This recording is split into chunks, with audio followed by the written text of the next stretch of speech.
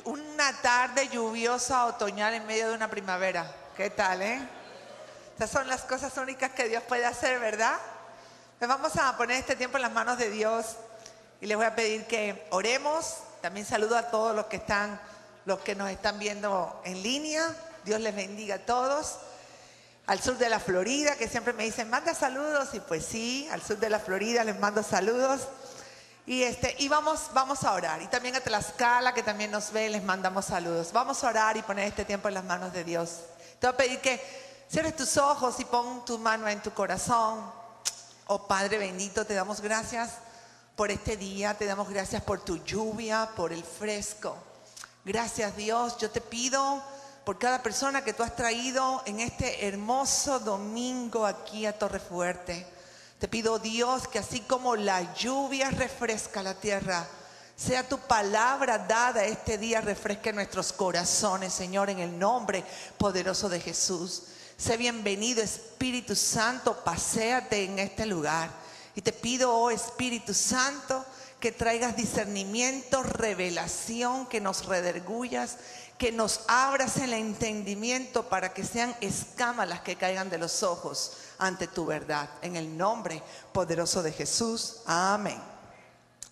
Pues mira, seguimos con el tema restauradores. Esta serie es larga, se va a llevar varios tiempos, porque esta serie de restauradores tiene mucho que ver con la sanidad de nuestras emociones, tiene mucho que ver con la restauración del alma. Y el tema que le puse a la parte 1, porque este domingo voy a dar la parte 1, el que viene será la parte 2, es malas decisiones conllevan a una familia disfuncional. Malas decisiones conllevan a una familia disfuncional. Esta es la parte 1. Nosotros somos parte de decisiones. Di conmigo, decisiones.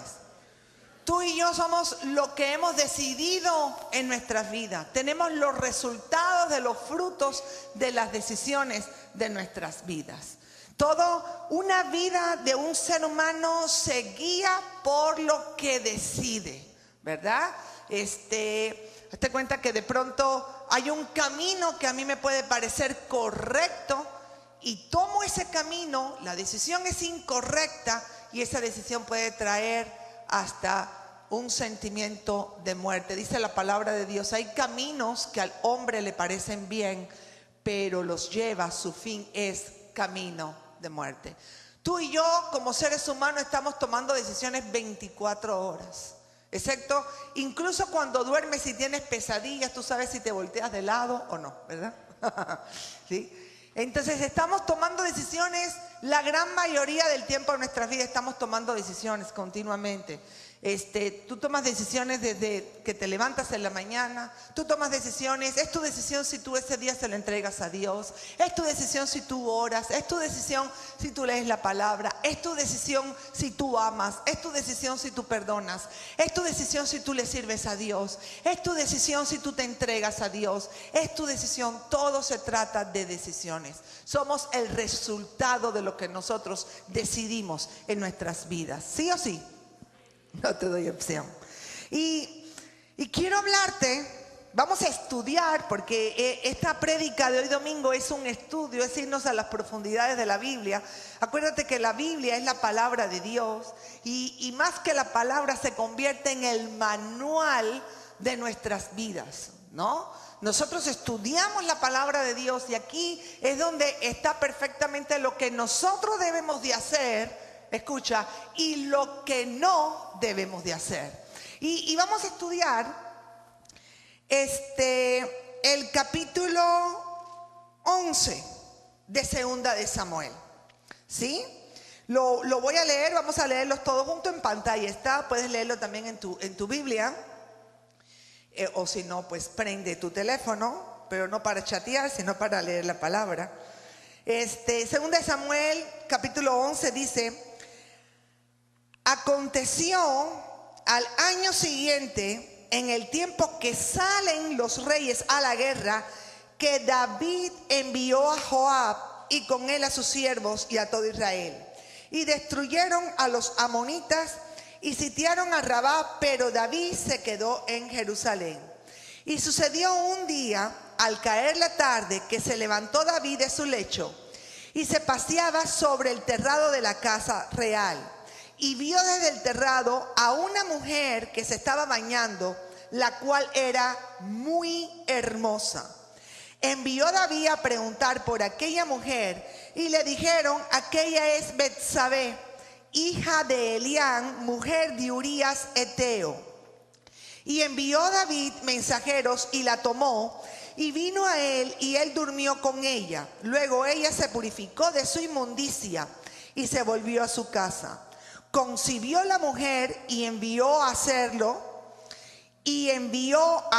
saber a David diciendo: estoy encinta. Entonces David envió a decir a Joab: envíame a Urías Eteo, y Joab envió a Urías a David. Hasta aquí vamos a leer todo este capítulo y también parte del capítulo 12. Vamos no a leerlo, vamos a estudiar lo que el Señor nos tiene en esta mañana. David y Betsabé, ¿no? David aquí en esta parte de la historia que la Biblia nos relata, es un hombre cerca de sus 50 años, aproximadamente ya tiene 12 años de su reinado, y bueno, él podía ver hasta esta parte cómo la mano de Dios obraba a favor de su vida. Él podía ver hasta aquí cómo Dios había estado con él, cómo Dios lo había ungido cuando tenía 16 años. Estamos hablando del pastor de ovejas, estamos hablando del salmista y también estamos hablando de un rey, el rey David. Y cuando David tenía 16 años, él fue ungido por el profeta Samuel y era un joven, era un adolescente que amaba a Dios y amaba a Dios tan grande, con tan lo que defendía las ovejas, peleaba con osos, peleaba con leones, no había quien se la robaba. El corazón de David, desde su adolescencia, la Biblia nos muestra que su carácter era un carácter fuerte, un carácter guerrero, era un hombre celoso, era un hombre apasionado, era un músico, era un poeta, era sensible. Todo eso era David. Después muere el rey Saúl, pasa a ser el rey de Israel, el segundo rey de Israel bajo el gobierno de Dios. Era teócrata en ese tiempo el pueblo de Israel, y resulta que hasta aquí él había visto la mano de Dios de una manera poderosa, cómo Dios le había dado posición, cómo Dios le había restituido. Él ahorita estaba de rey, él tenía todo un mega ejército, era un guerrero. Si algo sabía hacer David, escucha, era ganar batallas. Y entonces era un tremendo militar, tenía una super mega organización del ejército, tanto así que había delegado para no ir a esa guerra y quedarse en el palacio. Entonces nos cuenta la Biblia que se queda en el palacio y toma una mala decisión. Dice que al caer la tarde se levantó de su lecho. Acuérdate que estaba en la mejor posición. Repite conmigo: la mejor posición.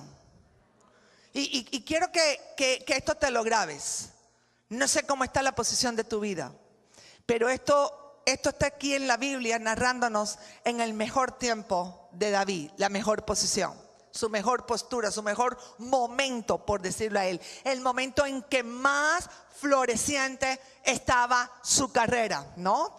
Y dice en el verso 2 que sucedió un día que al caer la tarde se levantó de su lecho y se paseaba sobre el terrado, o sea, sobre la terraza de la casa real. Y vio desde el terrado a una mujer que se estaba bañando, la cual era muy hermosa. Él de pronto vio una mujer que era hermosa, y dice la palabra muy hermosa. La vio, pero el problema no era verla en ese momento. El problema de él fue que mantuvo sus ojos en ella. Y quiero que escuches esto. Mantuvo sus ojos en ella, dice, la vio que se estaba bañando, la cual era muy hermosa, el verso 3. Y envió a David a preguntar por aquella mujer. O sea, la vio, se le quedó en la mente. Y muchas veces el ser humano está en los momentos que no tiene que estar, pero mentalmente se queda situado en ese momento y en ese espacio. David la vio y en su mente continuó mirándola y mirándola y mirándola y pensando en ella y pensando en ella. Primero fue, escucha, la tentación. Quiero que sepas algo, lo que te tienta a tu carne va a ser algo bonito, va a ser algo que te seduce, va a ser algo agradable a tus ojos, porque la tentación no es fea, la tentación es agradable. Va a ser algo que incluso te va a hacer apetecible, vas a sentir el deseo, el apetito. Esa es la tentación. Y el rey David miró, pero se quedó mirando y mirando y mirando y mirando y pensando en ello hasta que esto se vuelve en una obsesión. Y estoy hablando de un hombre conforme al corazón de Dios.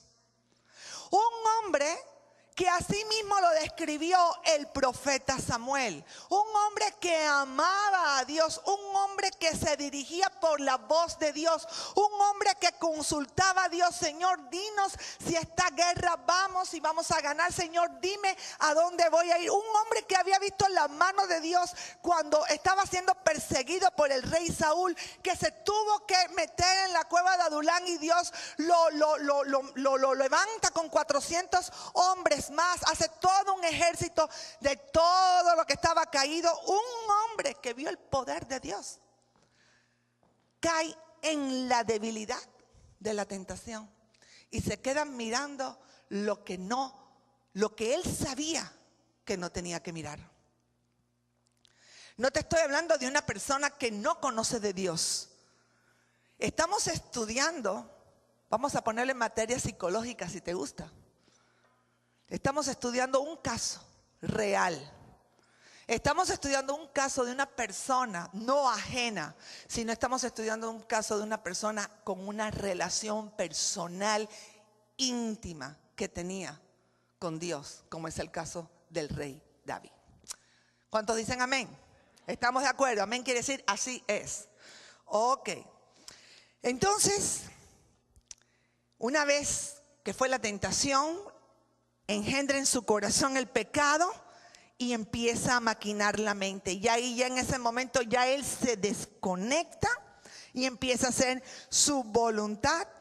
Y dice que mandó a que la mujer, en el verso 4, manda a que la mujer la trajeran, la toma, duerme con ella. Y en el verso 5 dice que concibió la mujer y envió a hacerlo saber a David. Estoy encinta. Y quiero decirte que la palabra, o sea, en ese tiempo la ley era muy clara. Y en Levítico, estoy buscando mis anotaciones, en Levíticos 20:10 dice que si un hombre cometiere adulterio con la mujer de su prójimo, el adúltero y la adúltera indefectiblemente serán muertos. Eso decía la ley. Entonces estamos hablando de un varón polígamo, que acuérdate que la poligamia en ese momento estaba permitida, mas no aceptada. Quiero darte un dato teológico. Poligamia es más de una mujer. Él tenía varias esposas, no como Salomón su hijo, ¿verdad? Después te hablo de la segunda parte, que va a ser el siguiente domingo. Esto está mejor que Game of the Throne. Resulta que él tenía varias mujeres. Dios ya le había dado las mujeres de él, más aparte las mujeres del rey Saúl cuando lo pasa al reinado y al palacio. Y resulta en ese momento que la tentación se engendra en pecado, él se acuesta con Betsabé, Betsabé está embarazada y él sabía que era muerte por adulterio. Porque era permitido tener varias mujeres, pero no era permitido adulterar con la esposa del prójimo. Eso Levíticos 10 decía que era muerte. Y entonces pecado te lleva a pecado, a cometer más pecado. Él empieza a tramar entonces la justificación. Y dice que cuando él se entera, en el verso 6, cuando él se entera que la mujer está encinta, envía a decir a Joab, Joab era uno de los jefes de su ejército, envíame a Urías Eteo.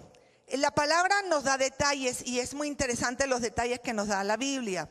Nos dice, número 1, que Betsabé, la mujer con la que él comete adulterio, no era cualquier mujer. Era la hija de Eliam. Y Eliam era una de las personas cercas en cuanto a la guerra. Era de las personas cerca del rey David. Y que era mujer de Urías Eteo.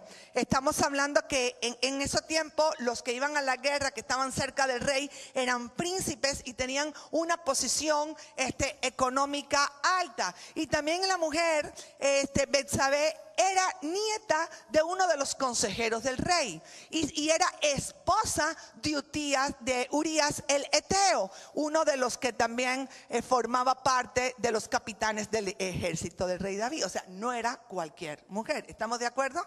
Era una mujer que tenía un estatus también económico y tenía un estatus también político y tenía un estatus social, ¿no? En cuanto a los datos históricos que nos marca este libro. Entonces dice la palabra que cuando Urías vino a él, David le preguntó, estoy en el verso 7, le preguntó por la salud de Joab. Acuérdate que pecado te va llevando a pecado. David, así como un poquito hipocritón, le pregunta por la salud de Joab. Joab era su jefe. Y por la salud del pueblo y por el estado de la guerra. Yo me imagino algo así que, ¿cómo estás, Urías? Ya llegaste, qué bien, ¿cómo te fue? ¿Cómo está Joab? No, todo bien, mi rey. Ah, qué bueno, Urías. ¿Y cómo está todo el pueblo? No, súper bien, qué bueno. Y sigue tramando David su maquinación negativa sobre el pecado que él había cometido con la mujer de él. Sigue tramando y le dice David, como un rey buena onda se porta, vamos a ponerlo así, como un super mega buena onda, como un rey buena onda, le dice David a Urías, ve a tu casa, lava tus pies, y casi le dice ahí mismo casi le dice, no te preocupes, ya no tienes que estar aquí, ve a tu casa, descansa y acuéstate con tu mujer. David estaba súper interesado que Urías tuviera relaciones con su mujer porque la mujer estaba embarazada. ¿Estamos?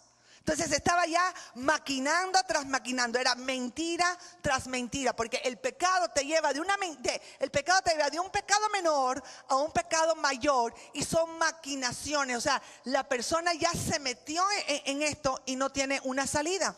Entonces él ya casi le dice, acuéstate con ella, ten relaciones, has venido de la guerra, estás cansado, descansa.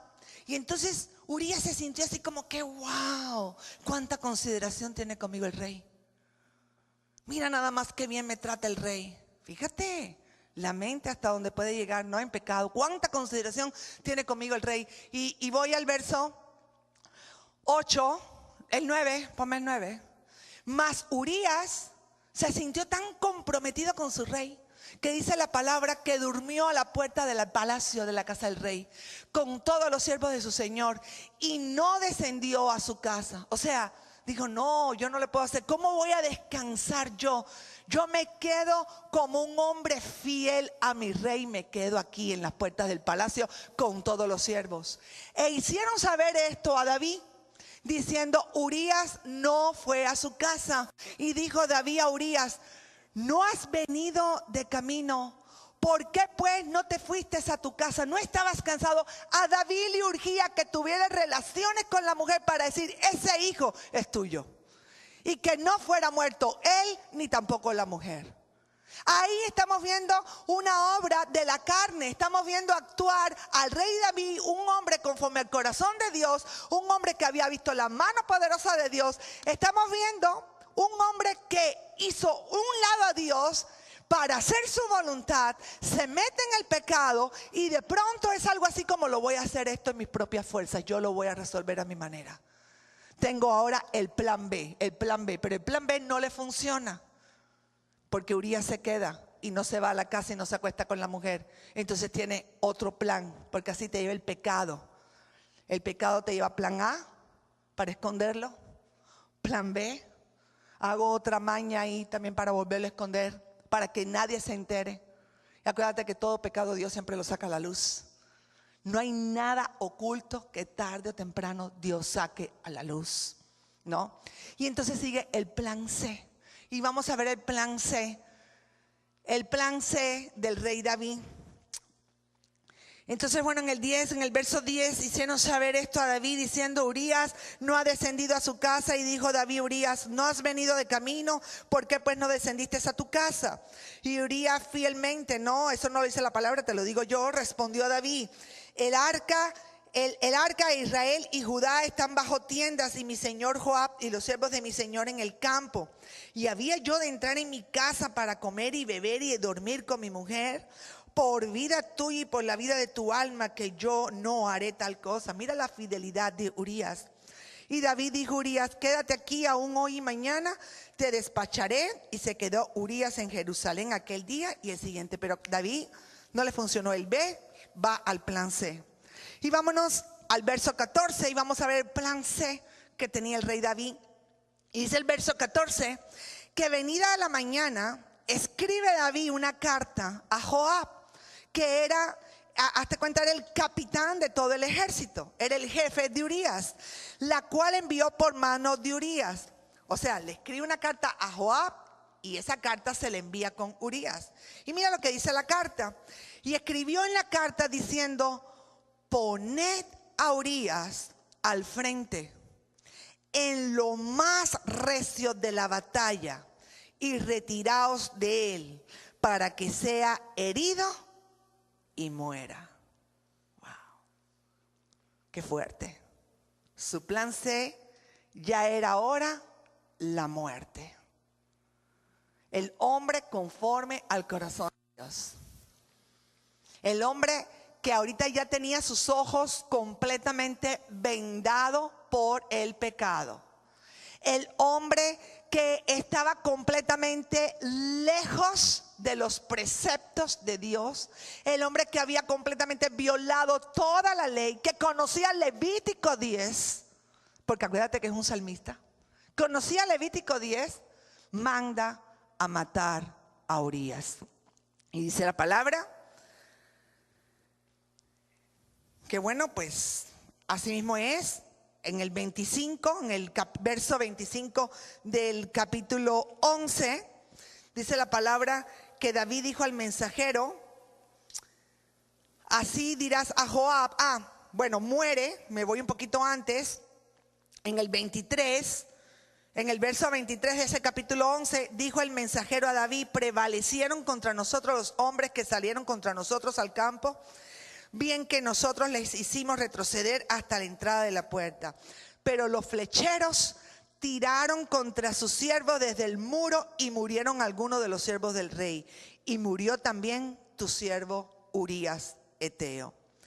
Y David, en el 25, dijo al mensajero, más hipócrita todavía, le dice al mensajero: así dirás a Joab. ¿Qué le dice? Vamos a leerlo 1, 2, 3.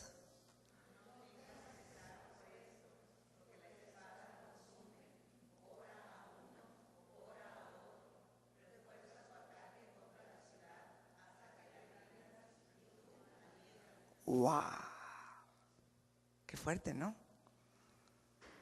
No tengas pesar por esto, no tengas pesar porque murió Urías, porque la espada consume. Fíjate, usa la palabra de Dios y dice: ora lo otro, refuerza tu ataque contra la ciudad hasta que la rindas. Y tú, ¿qué le dice? Aliéntate. ¿no? El pecado, una de las cosas que provoca en el corazón es la insensibilidad. Él pensaba que estaba haciendo algo bueno. Él pensaba que estaba haciendo lo correcto. Él en su mente estaba, ¿sabes qué? Tengo que deshacerme de este Urías, porque si la gente sabe que Betsabé va a tener un hijo mío, la van a matar a ella, me van a matar a mí, yo no puedo perder esta posición. Él conocía lo que era pecado. Y el pecado, cuando una persona peca, y peca así, como el rey David, a conciencia, sabiendo que eso no lo podía hacer y lo hace. ¿Qué es pecado? Hacer lo que sé que no debo hacer. Eso es pecado. Cuando una persona peca, número uno, se insensibiliza. Una persona poco sensible se vuelve dura, se vuelve fría, razona, se justifica, empieza a provocar muchísimos mecanismos de defensa. Acomoda, mira cómo es el pecado, acomoda toda la situación, todas las circunstancias, las acomoda para tener una justificación, pero también piensa que tiene la salida. Una persona pecadora es una persona que se aparta de Dios, es una persona que piensa tener las estrategias. El rey David, yo me pregunto en qué momento el rey David se desconectó de Dios para llegar a ese punto. Si era un hombre conforme al corazón de Dios, si era un hombre que conocía de Dios, si era un hombre que le cantaba salmos a Dios, si era un hombre contento y apasionado, para que la Biblia diga, en ninguna otra parte de la Biblia tú vas a encontrar otro hombre que Dios diga es conforme a mi corazón. Yo me pregunto en qué momento se desconectó. ¿En qué momento fue que ya no buscó a Dios en la mañana? ¿En qué momento fue que le empezó a dar flojera y cansancio a la oración? ¿En qué momento fue que empezó a crecer la soberbia? Su hijo Salomón, en el libro de Proverbios, escribe muy sabiamente: antes del quebrantamiento está la soberbia. Wow. Antes del quebrantamiento. ¿En qué momento se hizo soberbio el rey David? ¿Cuál fue ese pequeño desliz que tuvo que ni cuenta se dio? Eso te puede pasar a ti, me puede pasar a mí, a todos. Incluso lo que él pensaba que estaba en secreto, sus coartadas que él pensaba que estaba en secreto. Estamos en el 2019 estudiando su vida.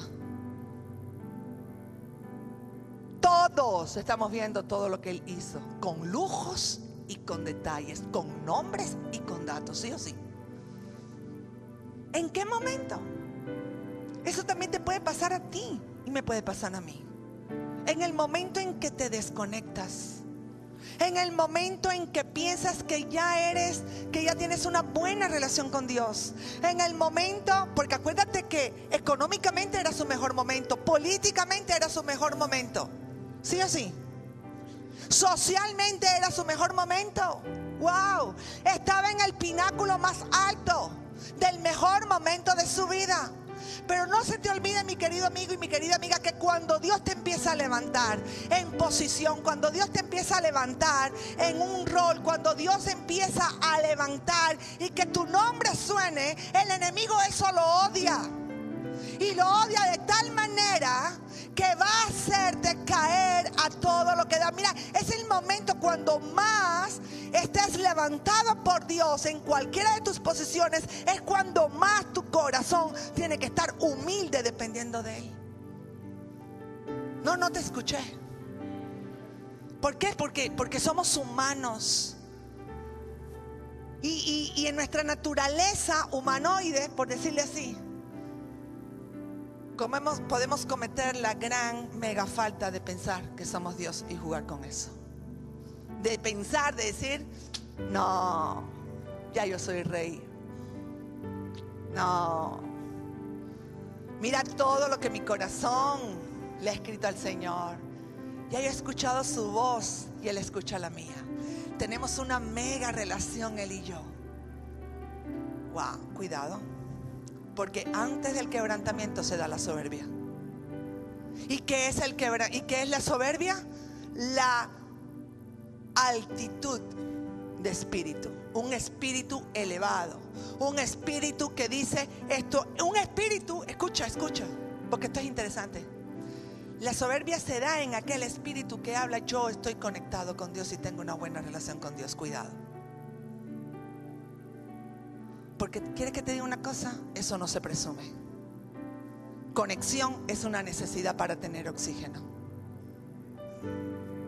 No te escuché. Dáselo a Dios, dale el aplauso a Dios.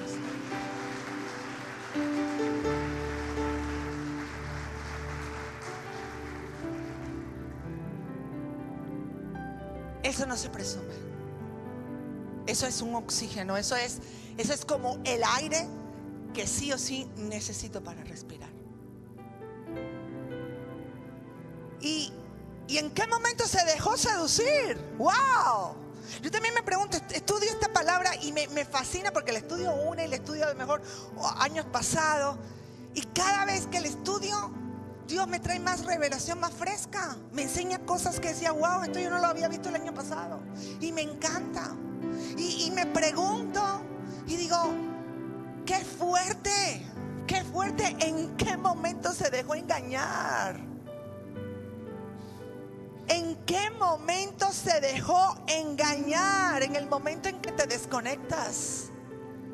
En el momento en que te desconectas. Un hombre conforme al corazón de Dios va de pecado en pecado, en pecado, en pecado, hasta olvidarse. ¿En qué momento fue que se le olvidó que Dios lo veía? Y voy a continuar porque está muy interesante todo lo que la Biblia nos enseña. Porque todos los que estamos aquí tenemos una parte de esto. Y tenemos que cuidar nuestra relación con Dios. Y los que vinieron hoy por primera vez, los que llegaron hoy por segunda, por tercera, no me cabe la menor duda que el Señor te trajo para escuchar esta palabra y para que sepas que es urgente que te conectes con Él. Urgente, ¿no? Y mira lo que más adelante nos dice la Biblia. Me voy al verso 26. Después que muere Urías, dice que oyendo la mujer de Urías que su marido había muerto, hizo duelo por su marido. Y en el verso 27, pasando el luto, envió David y la trajo a su casa. Y fue ella su mujer y le dio a luz un hijo. Mas esto que David había hecho fue desagradable ante los ojos de Dios. David podía engañar a todos, pero a Dios no lo podemos engañar. Los ojos de Dios ven lo que hacemos, lo que decidimos, lo que hablamos, lo que pensamos. Y entonces Dios no se queda con esto. Y en el capítulo 12 envió a Natán a David. Natán, un profeta. Y viniendo a él, sabiamente el profeta lo confronta con una tremenda sutileza. Le hace un cuento el profeta. Y el cuento empieza así y dice: había dos hombres en una ciudad, el uno rico y el otro pobre. El rico tenía numerosas ovejas y vacas, pero el pobre no tenía más que una sola corderita que él había comprado y criado y que había crecido con él y con sus hijos juntamente, comiendo de su bocado y bebiendo de su vaso y durmiendo en su seno, y la tenía como a una hija. Vino uno de camino al hombre rico, y éste no quiso tomar de sus ovejas y de sus vacas para guisar para el caminante que había venido a él, sino que tomó la oveja de aquel hombre pobre y la preparó para aquel que había venido a él. Entonces, cuando David escucha este cuento, esta parábola, se enciende en furor en gran manera contra aquel hombre y le dice a Natán el profeta: vive Jehová que el que tal hizo es digno ¿de qué? De muerte. Eso dice David. Y debe pagar la cordera con 4 tantos porque hizo tal cosa y no tuvo misericordia, porque el pecador es así. Como es un carácter duro, como ya está insensible, el pecador emite mucho más fácil un juicio que el que tiene temor de Dios. Y entonces el profeta en el verso 7 le dice: tú eres aquel hombre.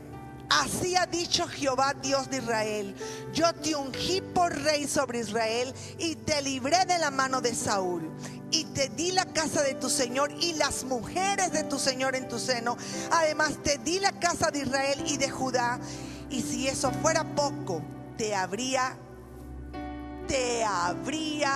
añadido que mucho más. ¿Por qué pues tuviste en poco la palabra de Jehová, haciendo lo malo delante de sus ojos? Wow.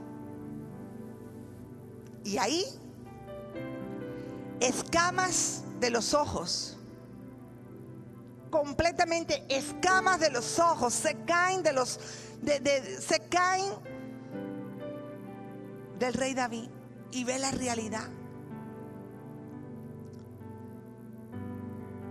En ese momento pudo darse cuenta que había pecado y que había hecho lo malo delante de Dios. En ese momento es rederguido. En ese momento le cayó el 20 que su Dios, que nunca lo había abandonado, que su Dios que le había dado victoria a las batallas, que su Dios que lo había escogido, que su Dios que lo había ungido, que su Dios que lo había peleado por él. En ese momento fue que le cayó el 20 que le había fallado, y con toda la intención. En ese momento, y dice la palabra, nos vamos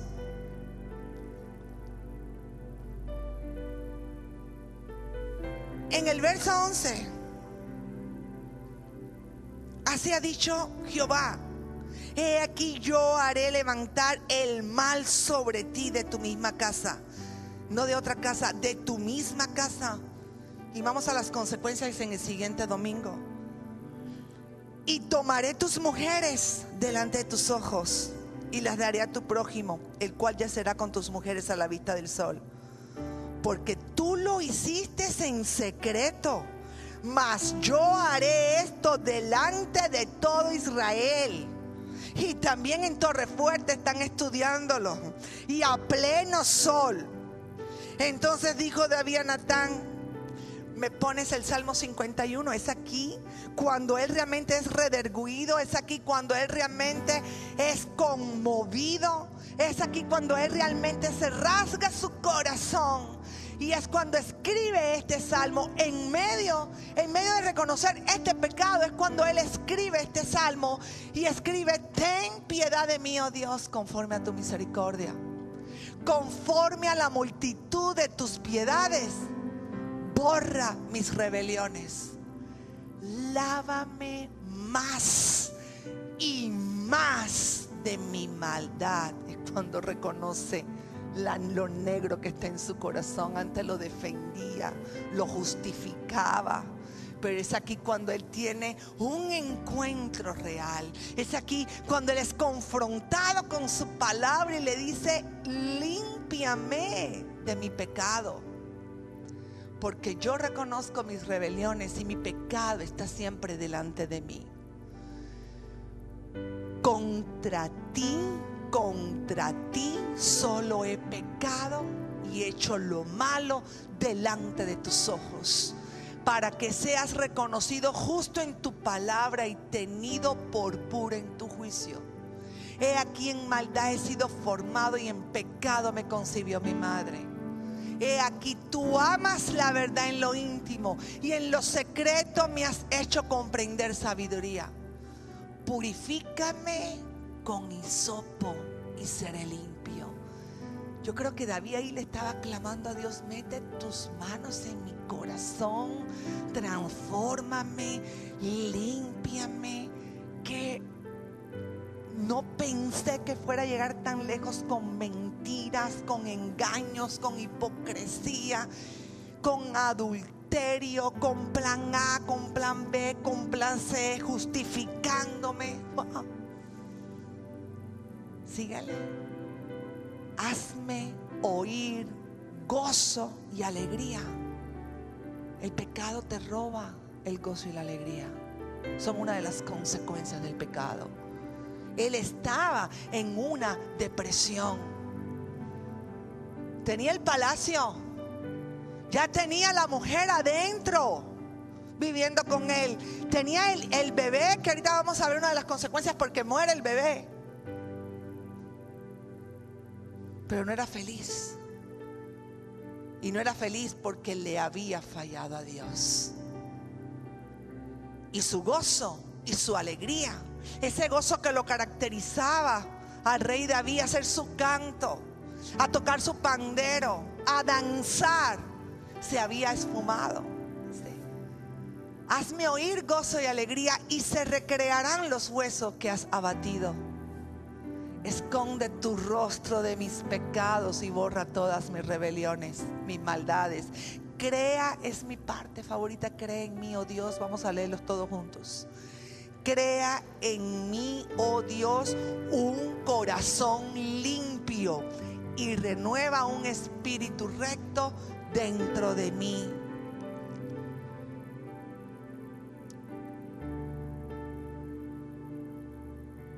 Después que él es amonestado, confrontado, dice la palabra, donde Dios le dice: lo que voy a hacer contigo. Donde él reconoce y le dice a Natán: pequé contra Jehová. Donde él se humilla por completo. Vemos en el verso 17. En el verso 18, el séptimo día murió el niño, y temían los siervos de David hacerles saber que el niño había muerto, diciendo entre sí: cuando el niño aún vivía, le hablábamos y no quería oír nuestra voz. Cuánto más se afligirá si le decimos que el niño ha muerto. El corazón de David ya estaba de luto antes que el niño muriera, y estaba de luto porque le había fallado a Dios. Y Dios es soberano y sabe lo que hace, y Dios es bueno todo el tiempo. Y porque Él tuvo una actitud de humillarse delante de Dios, porque Él tuvo esa actitud de decirle: reconozco mi pecado, reconozco que he hecho lo mal, estoy arrepentido, te he fallado, Dios. O sea, yo me imagino, porque yo creo que no puede existir un momento más duro realmente en el corazón de un ser humano que cuando es confrontado con el pecado. Que tú dices: wow, ¿cuáles han sido las decisiones que he tomado en mi vida? Han sido decisiones que me han llevado a fracaso, a derrota, a dolor, porque el pecado trae eso. El pecado trae derrota. Empieza como una tentación, como una mentira, pero trae derrota. Gente fracasada es gente pecadora, porque la paga del pecado es muerte.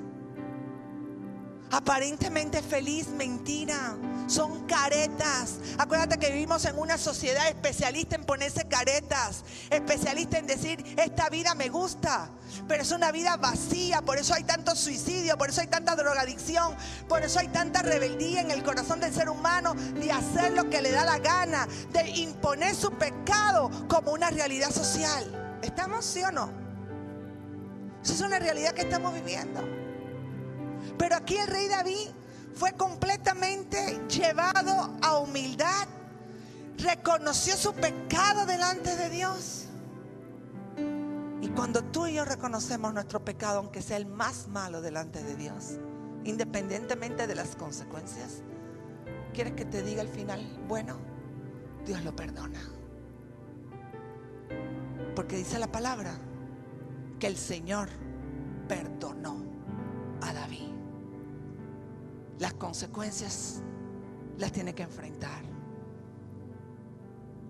Porque nuestras decisiones, las decisiones que tomamos en nuestra juventud, las decisiones de con quién nos casamos, las decisiones cuando ya tenemos los hijos, las decisiones te van a traer consecuencias positivas y también te van a traer consecuencias tristes. Y las consecuencias forman parte de algo que se llama proceso. Ese es el proceso de nuestras vidas. ¿Perdonados hoy estamos? Sí. Dice la palabra que Dios es bueno y que todo aquel que en Él cree y se arrepiente, Dios le perdona. Y ya Cristo se hizo maldición por nosotros, tomó nuestros pecados, los tuyos y los míos, y los llevó a la cruz. El pecado de adulterio, si tú te arrepientes, ya está crucificado. El pecado de asesinato, si tú te arrepientes, ya está crucificado. El pecado de adicciones, si tú te arrepientes, ya está crucificado. Todo pecado que tú confiesas con tus labios, dice la palabra que Él es bueno y perdonador para perdonar, está crucificado en la cruz. Porque Cristo se hizo maldición por nosotros. El castigo de nuestra paz llevó sobre de Él. Él lo hizo, ahí está. Esa es la obra de la cruz del Calvario. Esa es la obra. Y Dios nos perdona como perdonó a David. Pero nos toca ahora a nosotros enfrentarnos a nuestras consecuencias. Y cada decisión tiene consecuencias. Quiero compartirte un poquito de las consecuencias que pude sacar a estudiar estos capítulos 11 y 12 y 13 de Segunda de Samuel. Número 1, el pecado. Una persona en pecado no tiene gozo. Una persona en pecado no sabe disfrutar la vida. Número 2, una persona en pecado vive con culpa todo el tiempo. Y la culpa es horrible. La culpa es como un gusano que te taladrea así suavemente, suavemente, suavemente, suavemente. Te está taladreando la cabeza todo el tiempo. No puedes entregarte con pasión, hacer las cosas porque la culpa te lo impide. Número 3, el pecado apaga el Espíritu de Dios. Primera de Tesalonicenses 5:19 dice: no apaguéis al Espíritu. 4, el pecado trae daño físico. 6, el pecado causa dolor en el alma. Nuestras heridas, las tuyas, las mías, esas heridas que a veces nos hacen mojar la cama, esas heridas donde nos tiramos a veces de rodillas buscando la dirección de Dios, esas heridas que muchas veces en nuestros procesos mentales, en nuestros procesos de crecimiento, de desarrollo, esas heridas que recordamos que están aquí como marcas en el corazón, aún teniendo a Jesús, son producto del pecado. Por eso el pecado causa dolor en el alma. Salmo 32, que también el autor es David, versos 3-5 dice: mientras callé mi pecado, mi cuerpo se consumió con mi gemir durante todo el día. Porque día y noche tu mano pesaba sobre mí. Mi vitalidad se desvanecía con el calor del verano. Te manifesté mi pecado y no cubrí mi iniquidad. 6, el pecado rompe el corazón de Dios. Efesios 4:30, no entristezcáis al Espíritu Santo de Dios, por el cual fuiste sellado para el día de la redención. 7, el pecado abre la puerta a otros pecados. Isaías 31: ay de los hijos rebeldes, declara el Señor, que ejecutan planes, pero no los míos, y hacen alianza, pero no según mi espíritu, para añadir pecado sobre pecado. Y la última: el pecado rompe la comunión con Dios. Qué importante que nosotros, al estudiar, quiero saber si Dios habló a tu corazón. Puedes levantar tu mano o solamente habló al mío. Pero qué importante es tener finalmente la actitud de David. Cuando es confrontado, ya no se rehúsa, ya no se resiste, se rompe la soberbia de defender el pecado y ponerlo como un sí está bien. Se tira delante de Dios, se arrepiente. Por eso sigue siendo un hombre conforme al corazón de Dios, por el arrepentimiento de sus pecados. Y entonces es cuando viene el perdón. Y vamos a continuar el siguiente domingo, porque es muy interesante. Y si tú estás aquí por primera, por segunda, por tercera vez, te voy a pedir, y para todos los que están aquí, te voy a pedir que cierres tus ojos un momento para que oremos. Y te voy a pedir que, si estás aquí y a lo mejor tu vida ha sido, Dios te trajo para escuchar esta palabra, y a lo mejor tu vida, como la mía, hace muchos años, figúrate, en Cuba yo lo que más hacía era pecar. No conocía de la palabra de Dios. Una vida triste, sola en mi juventud. Una vida vacía, porque el pecado te vacía. El pecado te roba. A lo mejor Dios te trajo para que tú pudieras escuchar esta palabra y pudieras decir: sí, Señor, yo te necesito. Y decirle: sí, Señor, yo te necesito y me quiero reconciliar en este día contigo, porque me doy cuenta que el pecado que lo he hecho como estilo de mi vida me ha separado de la abundancia de tu espíritu, me ha separado de los planes que tú tienes para mí. El pecado me ha llevado a tomar decisiones malas en todos los roles, como joven, como hombre, como mujer. El pecado me sigue llevando, Señor, a caminos de derrota, de sufrimiento, de dolor, de culpa, de falta de paz. Y si tú estás aquí con tus ojos cerrados y tú quieres entregarle tu vida a Jesús, si tú estás aquí, Él se hizo pecado por ti y por mí. Donde tú le dices: ¿sabes qué, Señor? Sí le entro. Ya no quiero continuar esta vida de mentira. Ya no quiero continuar esta vida de doble cara. Ya no quiero continuar esta vida de engaño. Sí le entro, Señor. Quiero empezar a tener una relación genuina contigo como David. Quiero arrepentirme y tener el valor, porque de ti no me puedo esconder, Señor. Así, con tus ojos cerrados, si tú quieres recibir a Cristo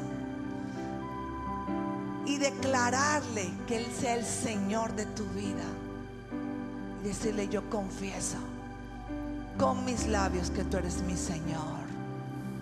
Con tus ojos cerrados, si tú quieres este regalo, levanta tus manos. Dios te bendiga, Dios te bendiga. Dios te bendiga, Dios te bendiga, Dios te bendiga. Lleva esa mano a tu corazón.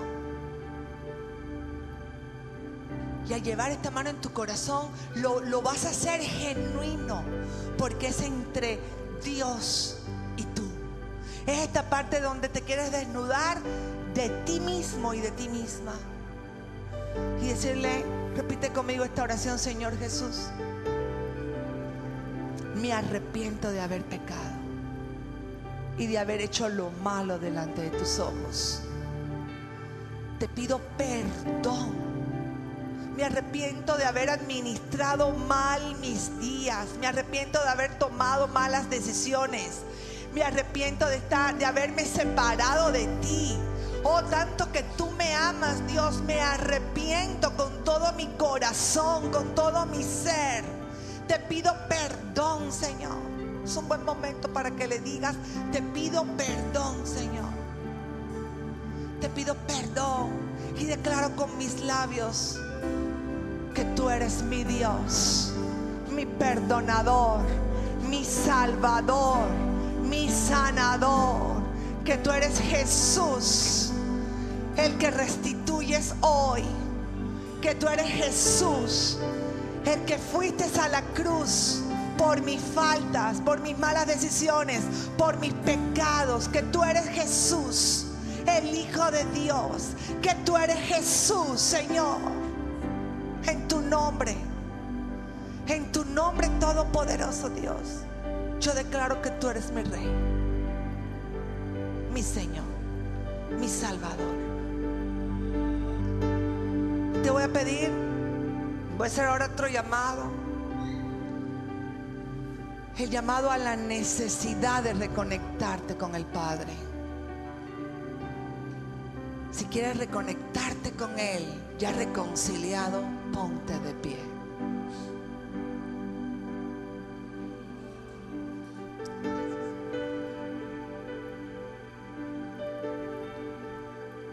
Y con un espíritu humilde, con un espíritu manso, con un espíritu noble, es un buen momento para que le digas: aquí estoy, Señor. Tú conoces todo de mí. Tú conoces mi entrada, mi despertar, mis pensamientos, mis emociones. Te pido perdón, Señor. Perdóname y ayúdame. Crea en mí, oh Dios, un corazón recto. Crea en mí, oh Dios, un corazón limpio. Haz tu voluntad en mí. Obra en mí. Te doy permiso, Dios, para que obres en mi vida en el nombre de Jesús. Te doy permiso para que obres en mi vida. Te doy permiso para que mi vida sea llena de ti. Te doy permiso para que metas tus manos en mí. Te entrego mi vida, te entrego mis planes, te entrego mi familia, te entrego todo, Señor, en el nombre de Jesús. Todo. Quiero ser lleno de ti. Quiero ser lleno de ti, Señor. Te voy a pedir que le alabes a Dios esta canción. Crea en mí Que se lo digas con todo tu corazón. un corazón puro, pues yo quiero ser lo que esperas en mí. Todo mi interior moldea, Señor, pues yo quiero ser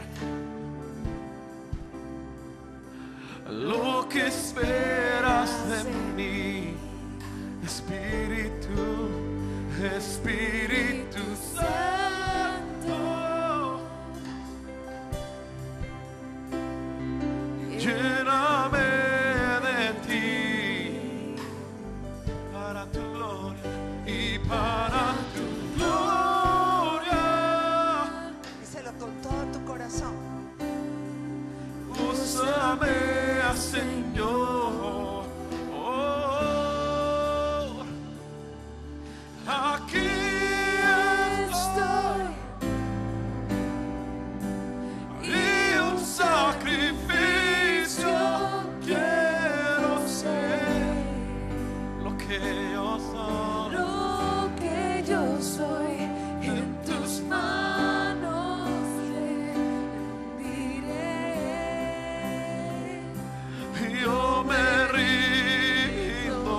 aquí estoy.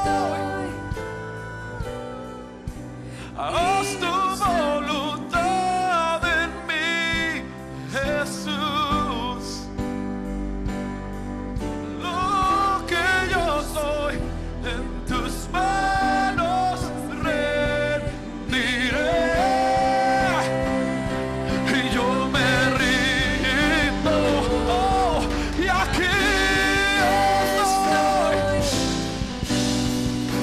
Y un sacrificio quiero ser. Oh, lo que yo soy en tus manos rendiré. Y yo me rindo. Aquí estoy. Haz tu voluntad en mí, Jesús. Lo que yo soy en tus manos rendiré. Yo me rindo. Mi corazón te entrego hoy. Cristo, por ti yo vivo. Mi corazón te entrego hoy. Cristo, por ti mi corazón. Mi corazón te entrego hoy. Cristo, por ti yo vi. Mi corazón te entrego hoy. Cristo, por ti yo vivo. Y así dile, mi corazón, Señor, quiero terminar con esto. La misma canción te ministra con la presencia del Espíritu Santo. Mi corazón te entrego hoy, Señor. Por ti yo vivo, Señor. Aquí estoy, Señor, para ti. En cuerpo, en alma, en mente. Decidido y decidida que seas tú, Señor, quien guíes cada paso de mi vida. En el nombre poderoso de Jesús. Amén. Amén y amén. Dale un aplauso a Él. Él se lleva toda la gloria.